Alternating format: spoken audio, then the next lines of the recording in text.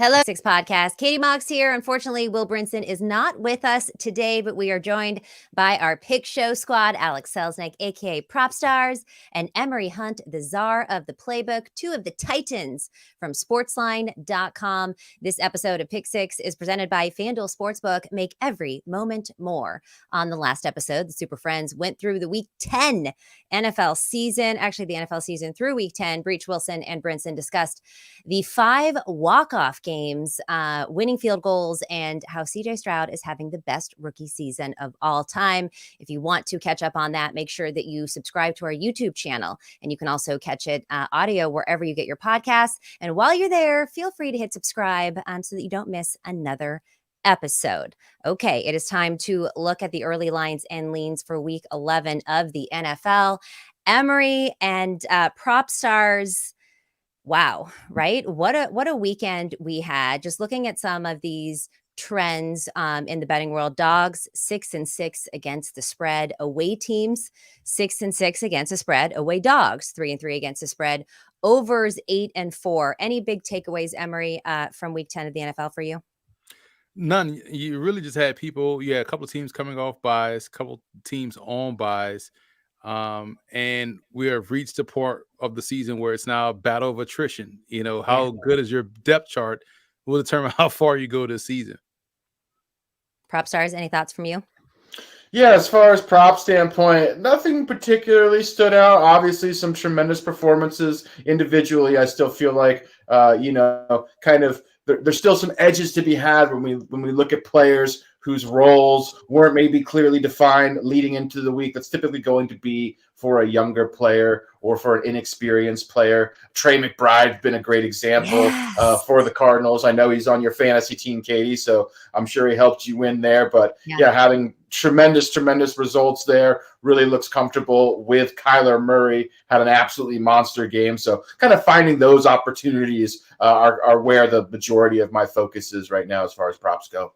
Yeah, I feel like we're at the point of the season when, unfortunately, injuries are happening a little bit more frequently. So it's like, who's going to step up? Where can you find, especially for DFS, right? Some of those cheap punt price players, which Trey McBride has been a fun one. He was like a punt price a couple weeks ago. And then, Clayton Tune didn't really use him very much last week. So he dipped back down to be like 3,500. So that was a fun play for me yesterday. Yeah.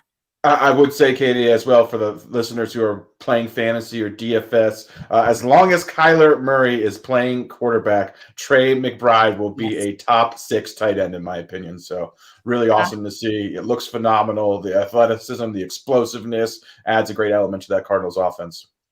All right, guys, let's start looking into Week 11 now, starting with Thursday Night Football. This is a fun one, finally. On Thursday night, the Bengals at the Ravens. This line is 3.5, favoring the Ravens right now. This total is that 45.5? Yep, 45.5. Both the Bengals and the Ravens lost this weekend, which made the AFC North race a little bit more interesting, certainly tighter. Before Week 10, all 4 teams were positioned to make the playoffs. That is no longer the case. The Bengals ended a 4-game winning streak, beat out by CJ Stroud and the Texans as 5.5-point favorites. They're now in last place of the division, which is just so funny because we've been talking about how dominant this team is. And now they're actually out of the playoff picture as it stands right now. I don't expect that to continue. Ravens still atop the standings, just 1 game ahead of the Steelers and the Browns. As far as injuries, Cincy likely without their top 2 edge rushers Thursday night, Sam Hubbard and Trey Hendrickson. Baltimore without left tackle Ronnie Staley. Marlon Humphrey appears to have an Achilles strain, so he is day to day. From a scouting standpoint, what are you looking for in this game, Emory? I feel like the Ravens could be under Lamar Jackson 105-0 if they finish games, right? That's where they struggle. They have big leads in ball games. Seasons. Yeah, and they'll just lose the lead in a weird way. Like they had complete control of that Browns game and lost that lead. We saw that last year with the Miami Dolphins. They were blowing the Dolphins out only to allow them to come back and ultimately win the game. So the biggest question is, can they finish games? But on the flip side, can the Bengals ever get up to a great start? I feel like they start games so slow and then they play catch up and they're fun against the Niners. Right. They're a fun fast break team. And then they're able to have success. So this will be a fun game, back and forth. The over is the play here. I don't think either one of these teams you can trust enough to say either way on spread or just pick them straight up. But the over, with how both teams tend to play chaotic ball in primetime fashion, I say this one will be in the 50s. You're going over on a Thursday night in a primetime game. Unders have been historically hitting. Well, because we've had bad teams. And so now we have two good teams. Right. And you touched on it in the open in your prelude, talking about Ronnie Stanley being out left tackle, and also the two starting defensive ends. So that tells me, from a Baltimore standpoint, offense is going to have some success. They have some explosive playmakers. I know Propstarz is going to get into. Then I'll jump back in after that because I got to, talk some trash to some people. And then also, you look at the Bengals side of things, you mentioned Marlon Humphrey and him being banged up. Bengals, Jamar Chase, excellent. Now, Tyler Boyd, he's looking for a bounce back game after that drop he had in the end zone. This is going to be a fun one. We got a great, what could be a playoff preview with how the playoff position may shake out. I will get to it, but I think this is going to be a fantastic game. Props, you're into Keaton Mitchell right now.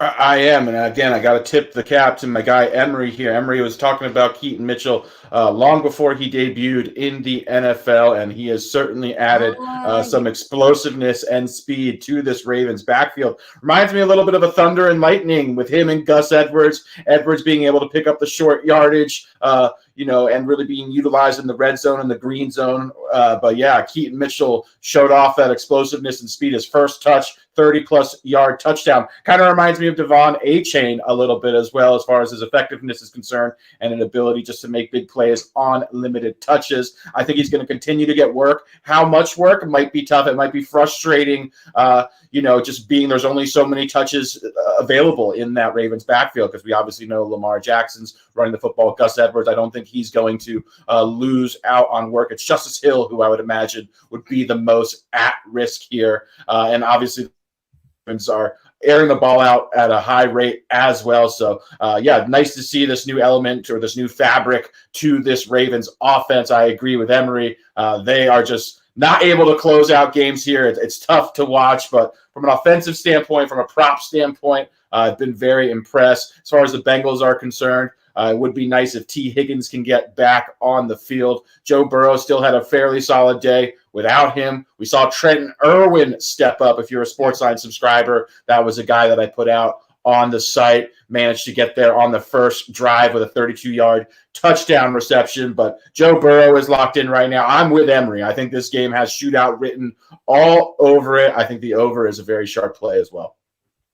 Here's the thing, folks, all throughout the draft process was like clowning my top 5 running back rankings that had Jahmyr Gibbs, Bijan Robinson, Deuce Vaughn, Tajay Spears, and number 5 was Keaton Mitchell.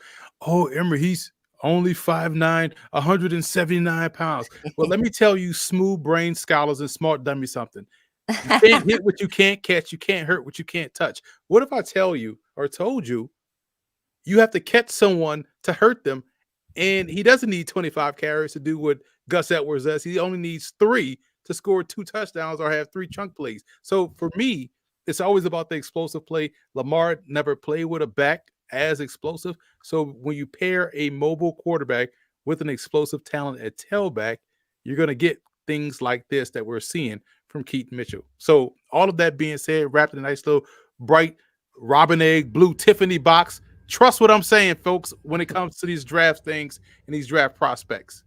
Yeah, I mean, you're traveling all around North America scouting these guys, so certainly. And Get Yourself the Football Game Plan comes out every single year, huh? Yeah, that's one of the best scouting reports there are, footballgameplan.com. All right, let's move on to the next game. Chargers laying 3 at the Packers. This total 43.5. Let's see if there's been any line movement here. Nope, staying the same.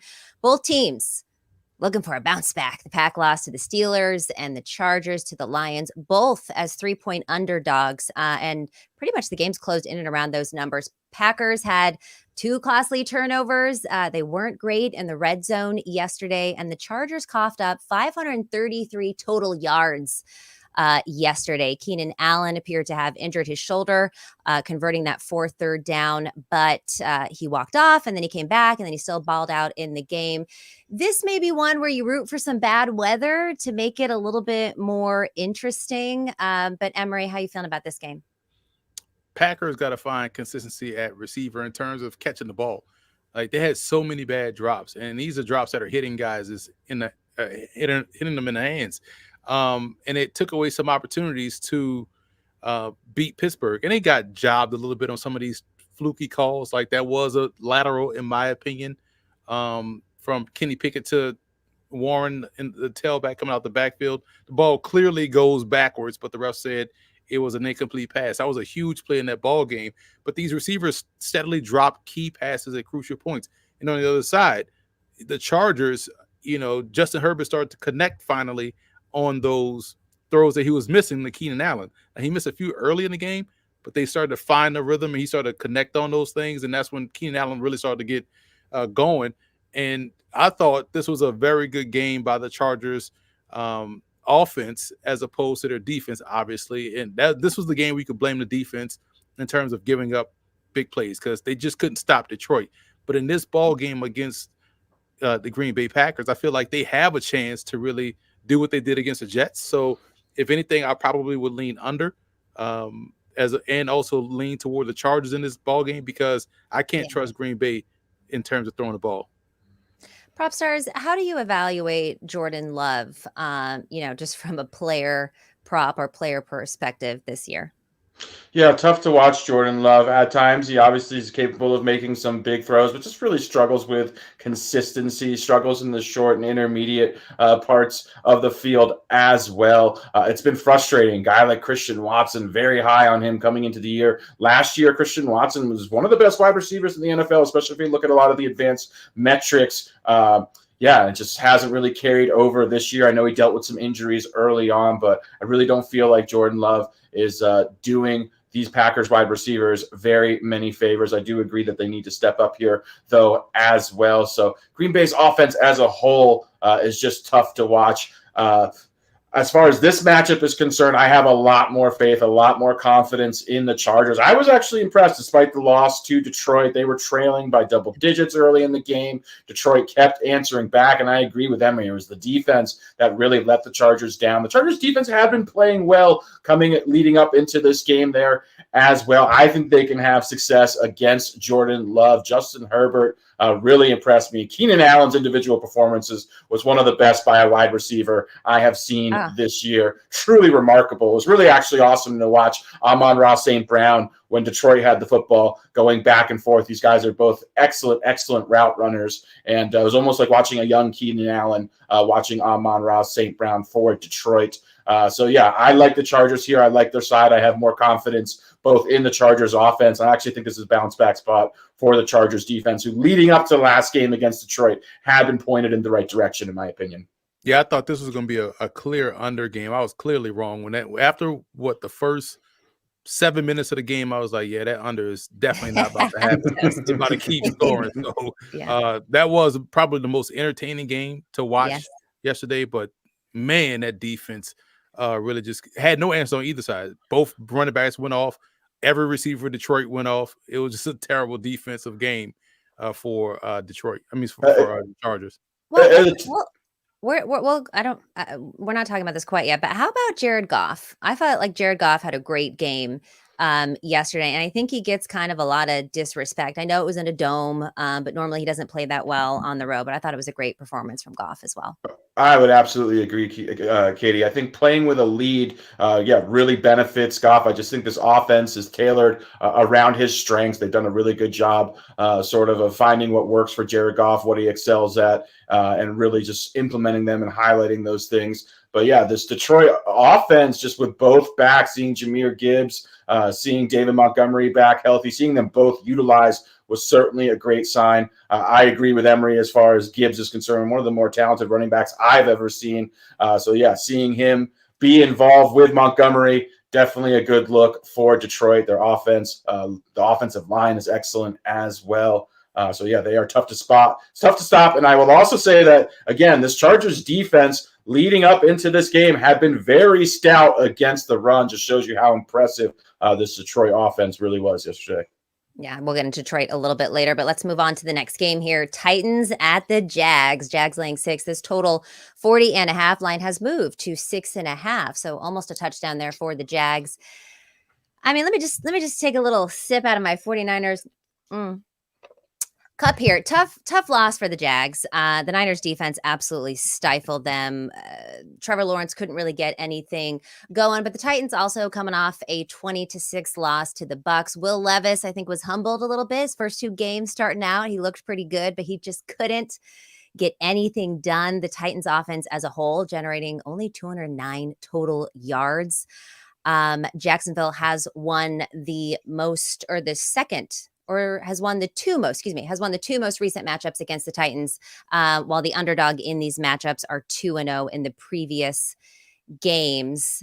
I'll start with you, Propstarz. Any props that you're looking at, and then I'll get to the scouting report from Emory. Yeah, so this is an interesting matchup for me as well. Both of these defenses tend to be pass funnels. What I mean by that, they're both fairly stout against the run. As a result, the opponents are choosing to attack them through the air. So I do think this game could feature an uptick in passing volume. I agree. I'm more comfortable here backing Jacksonville. I know they got absolutely obliterated by your 49ers, Katie, but I think this is a spot where they can bounce back. I think they can attack this Titans defense. I look for guys like Christian Kirk, Calvin Ridley to make potentially big impacts. Feel more confident back in Christian Kirk at this point. It's clear that he is Trevor Lawrence's number 1 target, especially if we're looking he's getting peppered with targets near the line of scrimmage. I think that translates well if we're looking at his potentially volume-based plays like his receptions line. So that's sort of what I have my eyes on as far as backing Jacksonville's offensive players are concerned. And Emory, Jacksonville's defense has been one of the best defenses in the NFL. They came, kind of a down game for them, obviously, in this last game. If you look at where both teams coming off of a bye, both the Niners and the Jags, the Niners really needed a bye because they needed to reset. And I feel like for the Jags, they had all of this momentum. So maybe taking a break right there wasn't the best thing. But do you expect a defensive bounce back here? If I'm the defense of the Jaguars, I am spending the week on the jugs machine because Will Levis will give you at least 8 opportunities to catch interceptions. He throws some of the worst passes in a ball game, and we saw Tampa Bay finally catch one when he got hit and the ball kind of flew up like a space bomb. But my goodness, you go back to Pittsburgh. We talked about that last show where he threw 5 intercepts on that last drive, but they finally caught the one to end the game. He's going to put the ball in your hands. You just got to catch it. But this game screams bounce back. This is like when the big bully is joking with you and you take it out on the 9 threat. Like, what you laughing at over there, right? This is what's going to happen to the Titans. The Titans are going to be that person, that 9 threat, and Jacksonville's going to open up a whole can here because now they have to keep pace with the Houston Texans in that division. Yeah, it's going to be an interesting one. I lean Jags on this one as well. Looking at this total 40.5. I mean, it's low. You say, what are you saying? I was just going to add real quick, Katie, as far as Will Levis and some of the issues he's having, he can make some truly remarkable throws at times, but yeah, just really struggling with consistency, really struggling in the short and intermediate, having touch on the football. As a result, I just don't have a lot of confidence in Tennessee being able to really sustain drives. That's what we saw against the Bucs. The Bucs, a team that's, doesn't really have much of a run game, have some of the same problems that the Titans offense do, but they dominated possession in that game. I really think Jacksonville can do the same thing against them just because of Levis's inability to really, be accurate in the short and intermediate parts of the field. It's just going to be hard for them to sustain drives. Another team that's going to be hard for them to sustain drives, the Raiders taking on the Dolphins. Dolphins laying 10.5 right now. That number has stayed there. This total 47.5. Look, I know that I am a long-standing Jimmy Garoppolo apologist, but I do not believe after what we saw last night that Aiden O'Connell is necessarily better than Jimmy Garoppolo. Yes, I know that Jimmy leads the league in interceptions when he's missed a few games there. But if you look at his other metrics, they're not that bad. Yes, they still pulled off the win last night against the Jets, but that was because Zach Wilson is just as inept as Aiden O'Connell is. Curious what you think, Emory, about this situation. Obviously, when they came off and they beat the Giants, everyone was excited, smoking cigars, dancing. I don't know that this was that great of a win. Do you think that Aiden O'Connell is their best chance at winning? Oh, wow. That's a great question. Because with Jimmy G, you get interceptions, right? Yeah. And you don't get the consistency. With Aiden O'Connell, you don't get the athleticism that Jimmy G has. So you kind of can get off you can get your blitzes off on him because he's not going to be the one to move out the way. So it's tough. It's a tough predicament to be in if you're the Raiders. But if you're Miami, this is a matchup where you got to make sure you don't press, because it's easy to say, oh, we're going to come in here, we're going to just try to blow this team out. That's where you get into trouble, where you get into trouble. So it'll be interesting to see how Mike McDaniel is able to, rein things in, play with a little bit, of controlled aggressiveness, not just to totally go after Aiden O'Connell, not to just try to bomb everybody deep down the field. They're also going to be without Amik Robertson, I believe. He took a nasty hit in that ball game. So, I would lean under because it will be all Dolphin scoring. But I would definitely I'd go ahead and lay this 10.5, by the way. Yeah, I'll lay the 10.5 and also pair it with the under. Yeah. Oh, and Achane, thank God my fantasy team needs him. He's been, oh my God, I'm so excited for him to come back. What are you thinking, Props? Yeah, I'm with you, Katie. The Miami struggled running the ball, frankly, without Achane in the lineup. Prior to Achane going down, this was the number one running team in pretty much every single possible metric that exists, by and large part because Achane had been the best running back in the NFL prior to his injury. So I think it's obviously great timing for him to come back. I'd also lay the 10.5 here. We've seen consistently with Miami this year, when they're playing inferior opposition, they absolutely smoke them. It's when they play good teams is when they tend to struggle. But yeah, against teams they should beat, they don't only beat, they beat handily. So I like Miami to absolutely roll on this Raiders team. I'm comfortable taking the points despite them being double digits here. We don't have Brinson on today, so we have a little bit of extra time. Harry, you want to pop on and talk about this game for a sec? Sure. Everybody. Yeah, so I think that one of the things that had been holding the Dolphins back in their games had been health along the offensive line. And I know today isn't a real practice and it's the first one off the bye, but Robert Hunt did not participate. He was off to the side. He's their Pro Bowl caliber right guard. And of course, and a Raging Cajun. Emily is making sure I point out. And then on the left side of their offensive line, their guard, Isaiah Wynn, obviously was out. He's on the IR. He's not coming back yet. They also lost Rob Jones on that side too. So I think another problem with the run game that's been happening recently is just the offensive line's been in a state of absolute chaos. That being said, with the bye week to prepare against the Raiders, I think they can get it going. I think he's gonna do what he normally does, which is take very pedestrian-looking lanes and turn them into touchdowns. And I think Raheem Mostert, who is a little bit banged up, ankles and wrists and stuff, I think he's gonna come back hard. And I think the Dolphins might try to prove a point and score basically only on the ground here. Great. So lay the 10.5 is one absolutely from everybody here. All right. Thanks so much, Harry, for joining us for a second. Moving on to the next game. Cowboys also laying 10.5. We'll see if that line has changed. This total 41.5 versus the Panthers. Yes, we are still at this line. Cowboys absolutely embarrassed Tommy DeVito and the Giants 49-7. I was surprised the Giants put up 17, to be honest. I was actually shocked they were able to get 17, but they still didn't score as much as the spread was, which ended at 17.5. This is one where we talked about it on the Monday odds show. And then on the Thursday show, it opened up at 15.5. We're like, this is one of those ones, get now, because it's probably going to go up.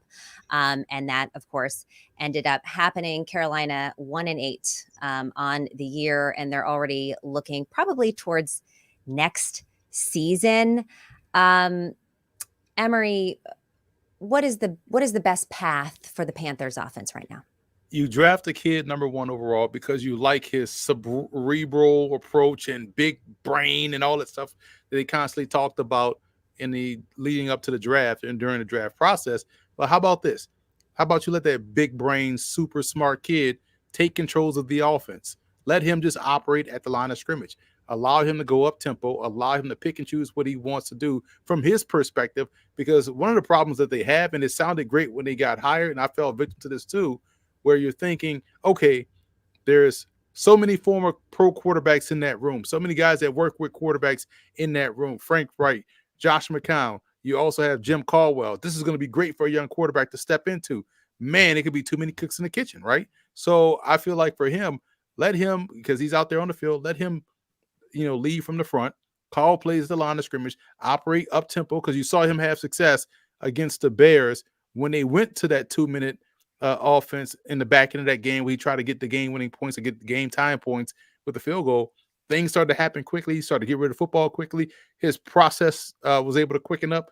And all of this needs to happen because Dallas will get after him. We joked last week on Thursday in studio, Katie, about how it was homecoming for the Cowboys. Yeah. Well, this is like a week 0 opponent for a Power 5 program. They can go into this ball game and drum Carolina. So in order to have a shot, if you're the Panthers, let Bryce Young take control of the offense and call plays himself. This is not a team that is afraid to run up the score too. So I would lay this 10.5. I feel like this could change as well. Props. What are you thinking on the prop side? Yeah, if you guys recall at the beginning of the season when we were talking about futures, one guy I really loved coming into the year, CeeDee Lamb, I thought he had a real shot to not only potentially lead the league in receiving yards, but really make that jump into that elite tier when we look at, guys like Tyreek Hill, Justin Jefferson. After a slow start to the season, he has come on like absolute gangbusters, 4 straight 100-yard games. 3 straight games with double-digit receptions and 150-plus receiving yards. Through 9 games, he is 25 yards shy of 1,000 yards. So wow. CeeDee Lamb is absolutely balling right now, on pace for a historically great season. I have been super impressed. I think he's taken that next step into that elite class of wide receivers. And he is looking great. Let me ask you guys this, Proppy from a prop perspective and Emory from a running back perspective. What's going on with Tony Pollard? 2 rushing touchdowns in the first week against the Giants and then 0 every week since. It's been tough. Fantasy managers are beside themselves. Yeah, especially when you see a guy like Rico Dowdle come in and be equally as effective, albeit on a smaller workload than Tony Pollard. But he's been, frankly, the least efficient starting running back in the NFL this season. It's inexcusable, too, when you look at an offense like Dallas, who has the receiving options that they do. It's not like he's facing, stack boxes every week either. So I don't know if he's playing with an injury. This was not the same player we saw last year, though, who was one of the more explosive running backs in football. I still think he can salvage his season. But, I don't really think there's a clear answer as to why. I'm curious what Emory thinks. Listen, I remember we talked about the smooth brain scholars and the smart dummies. We got to stop letting folks, lead this running back conversation because it's coming from a lot of fantasy managers and it's coming from a lot of the people that think you shouldn't pay running backs. They were all about Tony Pollard. Oh, he's great. He does this. Realize that he's doing that with fresh legs because Zeke is doing a great job of setting the table. It's great to come and eat when the table's already set. You don't have to do no work. All the work is done. So we're going to all experience that on Thanksgiving. As long as we're not cooking the food, it's great to come in there, easy to come in there, sit down and eat. So this is what happens when you have guys that are not used to being a bell cow.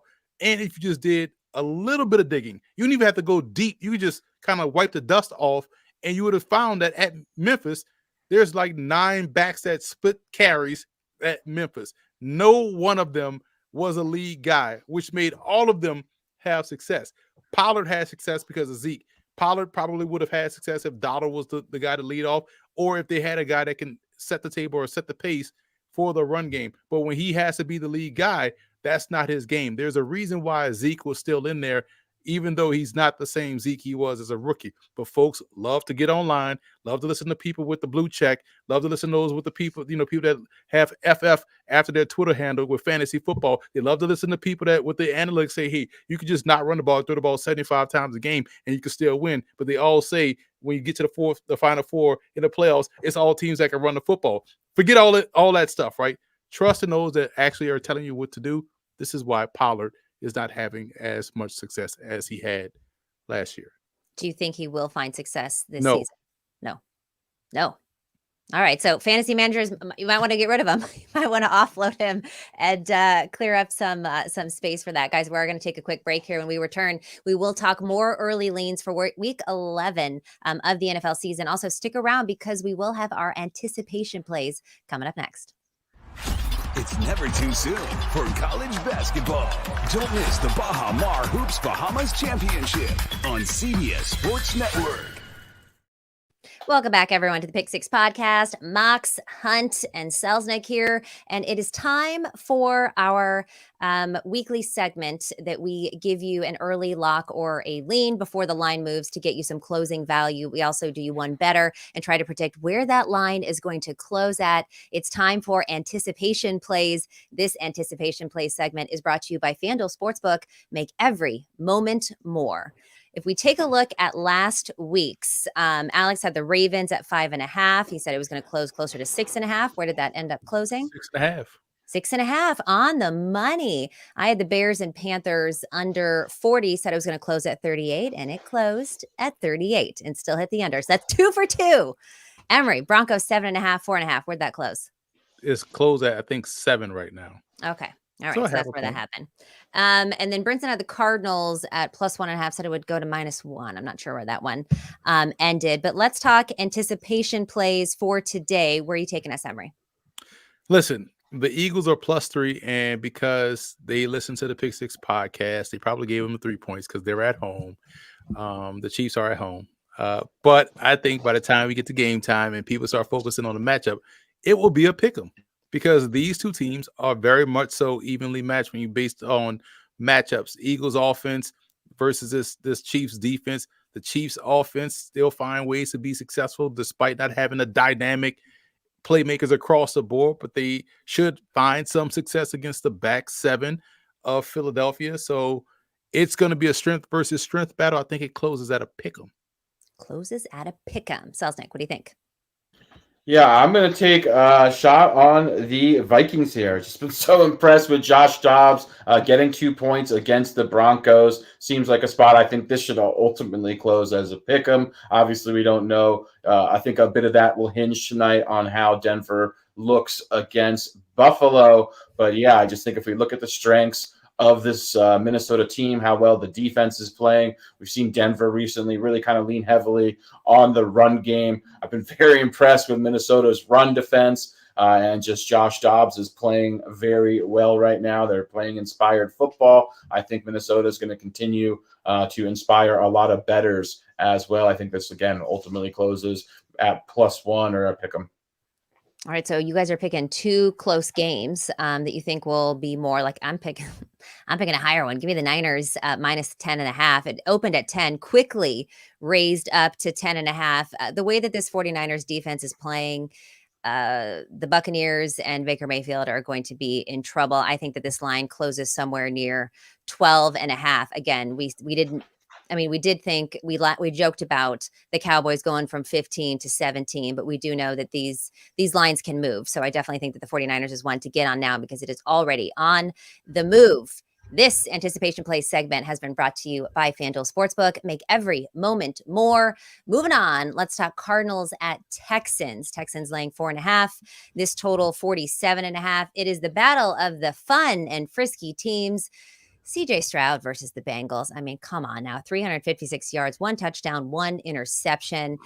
And Kyler Murray, how about that 2-minute drill at the end of the game for Kyler Murray? An 11-play, 70-yard drive to beat Atlanta. I will still lay these points with the Texans, although could be a little bit of a letdown spot, right? Because we've been climbing with these Texans. They could just slip up a little bit. Emory, what do you think?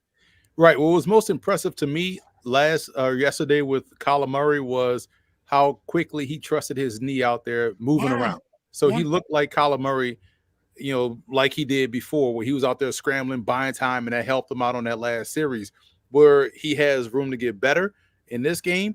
Second game back starting, the timing is going to be a little bit more crisp with the receivers in terms of the deep ball. We saw him miss a few deep balls, although I thought Marquise Brown did a great job showing effort, laying out for one of those in the end zone.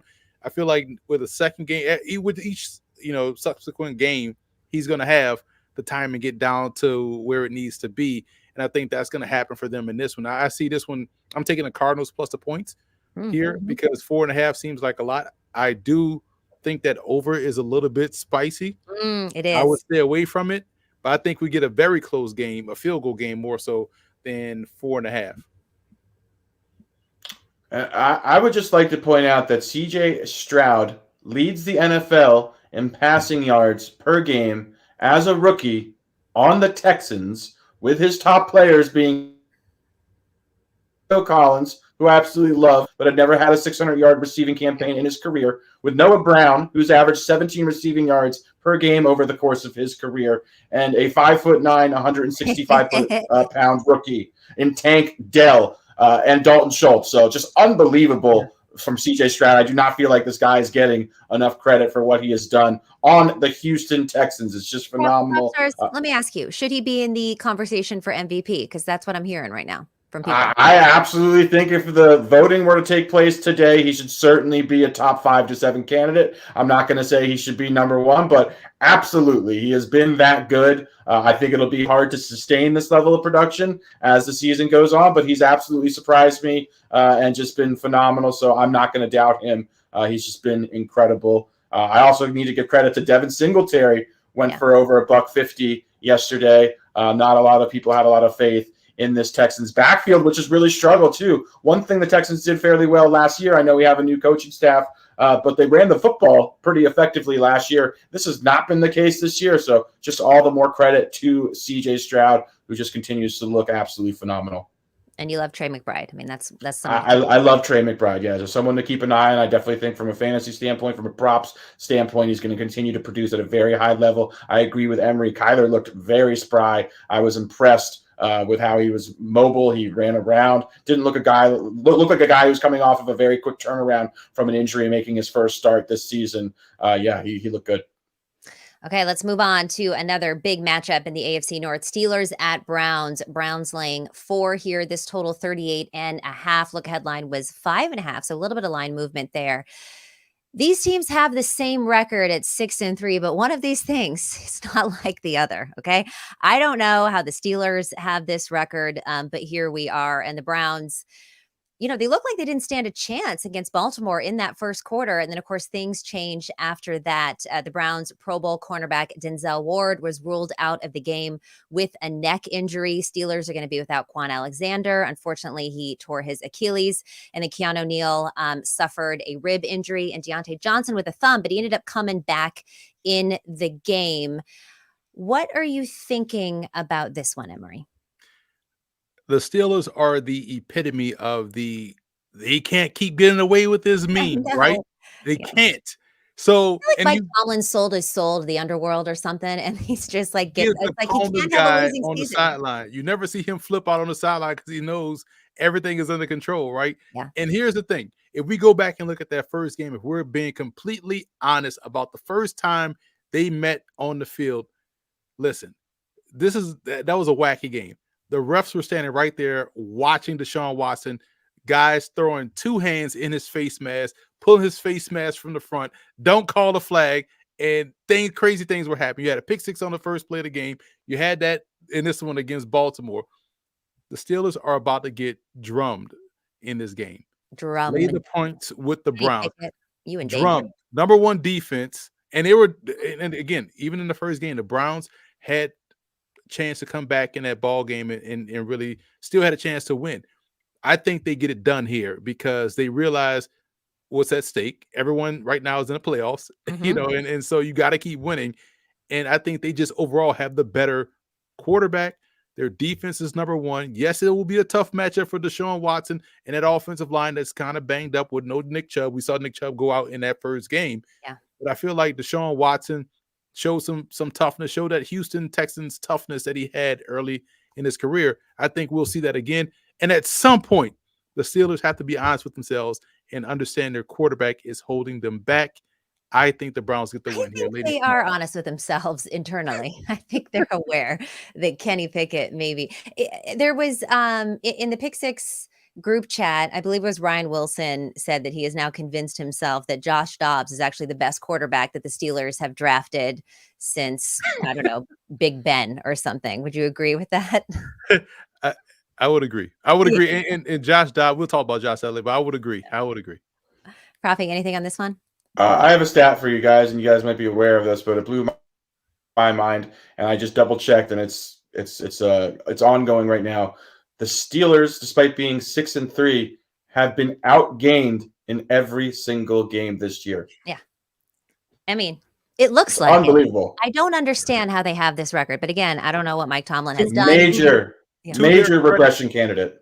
To their credit, in that first quarter, they were blowing Green Bay off the ball up front. That offensive line was straight, moving defensive linemen to linebackers to safeties, and safeties to security guarding the back end of the goal line. They were blowing everybody off the ball. So if that effort can continue against Cleveland, we should be in for a really good game. Okay, let's move on to this one. I don't think we got to spend a time. Oh, here we go. Best record through 9 games. Okay, yep, there it is. Pittsburgh Steelers.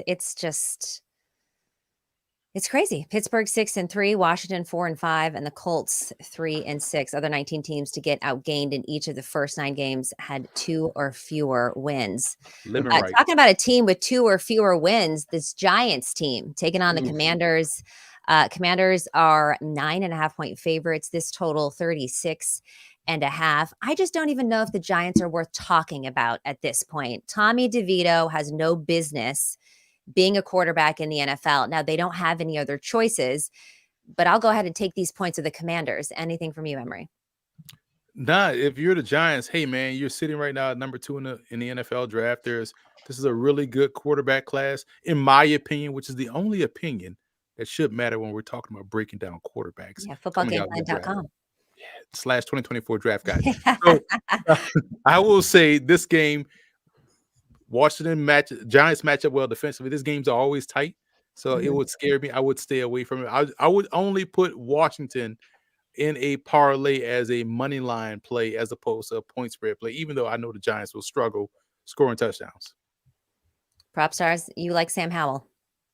I do like Sam Howell. He's really been slinging the football. He's really this is the highest volume passing team in the NFL this year. I don't think people realize that, especially when we're talking about the Commanders in previous years, one of the more run-heavy teams. But yeah, Sam Howell is throwing the ball 40-plus times per game, really spreading the ball out too. Obviously, we know Terry McLaurin being sort of their de facto number 1 wide receiver. But if you look at who's catching passes, I think they have as many receivers with 10-plus receptions or players as any team in the NFL this year. So I know it's been a bit of a rocky up and down road with Sam Howell, but I've continued to be impressed by him considering his experience level. And yeah, Washington's pretty game. Pretty much every game they're in, they're competitive. And the Giants are not. We are going to take a quick break here. More early leans for Week 11 when we come back. It's never too soon for college hoops. It's the Arizona Tip-Off on CBS Sports Network. In the NFC North, the Bears at the Lions. This is a 10.5-point line now. This total 46.5. Let's see if it has stayed there. No, it's gone from 8.5 to 9.5 now, 10.5 to 10. So the Lions look really good. They are 7-2. They're sitting atop the NFC North, currently positioned as the number 2 seed in the NFC. The Bears in last place of the division. Chicago has been playing without a few of their starters, most notably Justin Fields, also Khalil Herbert, and Tremaine Edmonds. All 3 of those could return this week. What are you thinking, Emory? Justin Fields holds the key to this Bears point spread. Yeah. Because if he plays, the over is in play. Take the Bears plus the points, because you can throw vertical against about to say the Chargers, but the Chargers threw vertical, but you can throw vertical against his Lions defense in the secondary. And I think that's the key, because if it's Tyson Bagent, everything will come out short and go underneath, and they'll just rally up, make a tackle, get off the field. Justin Fields also opens up their run game. And when you think about Deonta Foreman, who does a fantastic job since he's come back into the lineup, Fields can open that up, and it could make this a back and forth game. We saw them have some good games last year where Fields I think he had 100 yards rushing last time he played the Detroit Lions in Detroit. So for me, it's about whether or not Fields is going to play. And I think you have to wait until we get that confirmation to play anything on this ball game. Is this an anticipation play? Are you anticipating that Fields is back? So maybe you grab this right now. If you think he's going to play, grab it now. Well, right, because you just talked about how the line moved from 10.5 to 10 during the show. So yeah, you might want to grab double digits, because I feel like the Bears, because it's a divisional game, you tend to match up well with your in-division opponents. If Fields plays, this line will drop significantly. Props, talk to me about Jahmyr Gibbs, because we've talked about it on this show week after week and how he's being utilized and people unhappy with it. I felt like finally Montgomery and Gibbs were like a tandem, and they both balled out. Absolutely, Katie. Yeah, very frustrating usage early on in the season. I really think it was just a matter of Gibbs getting comfortable, learning the nuances of the position in comparison to a veteran, and David Montgomery really hitting his stride and just kind of understanding what to expect from this Detroit with their run blocking line, with their schematics. I think there was just a difference there. But I think at this point, it's fair to say that Jahmyr Gibbs is up to speed, both literally and figuratively. The guy's absolutely dynamic. Having the bye week to prepare, getting Monty back healthy, it was very nice to see Gibbs out-touch Monty. Obviously, Monty had a huge game as well. Both of them broke off huge plays. But yeah, just the fact that Gibbs received 14 carries, Montgomery with 12 carries. I expect that to continue. I think both backs should continue to be heavily involved, and this Detroit offense is going to be very tough to stop with both these guys producing at this level. Emory, we can't talk about running backs and not get your input. I love it. You keep giving guys carries that are explosive. We don't need many carries for Jahmyr Gibbs, although you kind of want to because he's that explosive. But what you saw from Montgomery, who looked impressive as hell on that long run, where it required some vision, some elusiveness, and some speed, he showcased it out on that long breakaway run. And that's when I kind of knew Detroit was going to win that ball game, because you don't usually get that from David Montgomery. Agree. Moving on to my favorite game of the week, the Buccaneers at the 49ers. Niners laying 10.5 at home. This total 41 and a half. It was 42, so it's already starting to tick down, and rightfully so. And the reason why I like the 49ers in this spot is the defense. And honestly, shout out to Steve Wilkes, right? Took a lot of criticism, had a rough 3 games, and he made the adjustments that need to be made. Obviously, Chase Young with Nick Bosa is made a huge difference as far as the pressure that they created up front. It was great to see both of them get in on a sack. 5 sacks, 2 picks from the 49ers this last week. Baker Mayfield, again, has a penchant to turn the ball over here and there. I just think this game's going to get ugly. I like the 49ers in this spot based on the defense alone. Emory, what do you think? It's funny how everybody was like, "Oh, Wilkes made adjustments," or did they just get better players? Like they got a great he's boost. not on the sideline though, and honestly, as a 49ers fan, you love to see it because we're used to Robert Saleh, where he had to be held back on the sideline, and D'Amico Ryan's down there too, and I think that this is a defense that thrives off of energy, and I think it makes a difference that he was down there. That's just his personality. He's not a rah-rah guy like Robert Saleh or D'Amico Ryan. Okay. I wouldn't expect him to be. He's more Bill Withers than anything. But I look at what this defensive line did against a mobile quarterback in Trevor Lawrence. They may get 8 to 9 sacks in this game against Baker Mayfield. Legitimately, God's ears. 9 sacks, because Mayfield holds the ball a little bit too long, tends to run himself into pressure, and also tends to think he's a little bit more mobile than he is. 8 to 9 sacks for San Francisco. If you have them in fantasy, you should, and you should be starting them every week, but definitely make sure you start them this week. Forward. Oh, this week. Yeah. Oh, this week. Yep. Propstarz, anything you're looking at for this game? Christian McCaffrey, of course, did not get the 18 game in a row, but he's I wonder if that will help his odds for getting a touchdown. I'll be curious to see what his anytime looks like for the next game. It'll be heavily juiced in the next game. But yeah, it was interesting, Katie. I thought of you actually when he was getting touches in the fourth quarter when they were up by 30 plus points. I was a little bit playing with fire there, in my opinion, when we're talking about Christian McCaffrey. But yeah, it was an impressive performance by the 49ers, coming out with the response like that against a good Jacksonville team as well. I was very encouraged. I think they're going to continue to roll against a Bucs team, in my opinion, that's overrated despite having, played fairly well this year. I look for San Francisco to dominate them, similar to what they did. Maybe not with the same point discrepancy, but yeah, I think they're going to roll against this Bucs team next week or this week. Okay, for a team that's not rolling very much, the Jets are taking on the Bills. Bills laying 7. The Bills play tonight, Monday night, against the Broncos, so we may see some movement in this line. Propstarz, you're high on Dalton Kincaid, which I'm happy about because he's on my fantasy team. I am high on Dalton Kincaid. I'm really high on how they're deploying Dalton Kincaid, lining him up all over the place. They're really utilizing him similar to a wide receiver, and we're seeing Josh Allen really lock onto him as well. I think this is what they envisioned when they spent a first-round draft pick on Dalton Kincaid. You typically don't see tight ends come in and have a lot of production early on in their career. But again, they're utilizing him closer to like a big slot wide receiver than they are a tight end. And I've also been impressed with Khalil Shakir as well. They found a third receiver to complement the offense there as well. They were using a lot of 12 personnel with 2 tight ends with Dawson Knox early in the year. When Dawson Knox went on injured reserve, that opened up some opportunities for Khalil Shakir, who was really impressed. And I think, this offense is going to continue to improve, having additional weapons for Josh Allen.